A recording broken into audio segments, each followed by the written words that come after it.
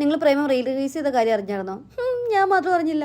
ഈ കഴിഞ്ഞ സൺഡേ മലയാളി റെസ്റ്റോറൻറ്റിൽ പോയിട്ട് ചായ കുടിക്കാൻ വേണ്ടി പോയപ്പോഴാണ് അവിടെ ഒരു ലോഡ് തിരക്ക് കാര്യങ്ങൾ കണ്ടത്. എന്താ കാര്യം എന്ന് അന്വേഷിച്ച് കഴിഞ്ഞപ്പോഴാണ് അവർ പറഞ്ഞത് ഇന്ന് പ്രേമം റിലീസ് അല്ലായിരുന്നു, സോ അതിൻ്റെ തിരക്കാണ് ഇവിടെ കാണുന്നതെന്നുള്ള കാര്യം. അന്ന് എനിക്ക് പോകാൻ പറ്റില്ലല്ലോ. സോ അപ്പം തന്നെ നെക്സ്റ്റ് ഡേക്ക് ഞാൻ ടിക്കറ്റ് കാര്യങ്ങളൊക്കെ ബുക്ക് ചെയ്തു. ഈ ഒരു ഫിലിം റിലീസിന് വന്നിട്ടുണ്ടെങ്കിൽ ഇതിനുമാത്രം കാണാൻ അതിനകത്ത് എന്താ ഉള്ളതെന്ന് ചോദിക്കുന്ന ആൾക്കാരുടെ അടുത്ത് എനിക്ക് എന്താ പറയേണ്ടത് എനിക്കറിയില്ല. എന്തോ എനിക്ക് ഈ മൂവി കാണുമ്പോൾ വല്ലാത്തൊരു മിസ്സിംഗ് ആണ്. എൻ്റെ സ്കൂൾ ഡേയ്സ് ആ ഒരു നൊസ്റ്റു എന്നെ വല്ലാണ്ട് പിടിച്ചു നിർത്തുന്നൊക്കെ പറയില്ലേ, അത് തന്നെയാണ് സംഭവം. ചില ആളുകൾക്ക് കണക്റ്റ് ആവും, ചില ആളുകൾക്ക് കണക്റ്റ് ആവില്ല. അത്രയും ഞാനും തിങ്ക് ചെയ്യണുള്ളൂ. പക്ഷേ എനിക്ക് ഈ മൂവി ഭയങ്കരമായിട്ട് കണക്റ്റായി. എന്തോ ഒരു മാജിക് ഈ മൂവിയിലുണ്ട്. യൂട്യൂബിൽ ഇപ്പോഴും എൻ്റെ ഡൗൺലോഡ് ലിസ്റ്റിൽ കിടക്കുന്ന ഒരു മൂവി തന്നെയാണിത്.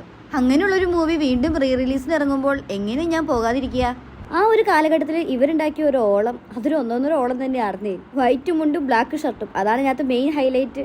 ഗേൾസ് ആണെങ്കിലോ മലർമീസ് ആവാനുള്ള തത്രപ്പാടുകൾ. അങ്ങനെ പലതരത്തിലുള്ള ന്യൂസ്റ്റു ഈ ഒരു മൂവി കണ്ട സമയത്ത് അങ്ങനെ അങ്ങ് ഓടി മറിയുന്നുണ്ടായിരുന്നു.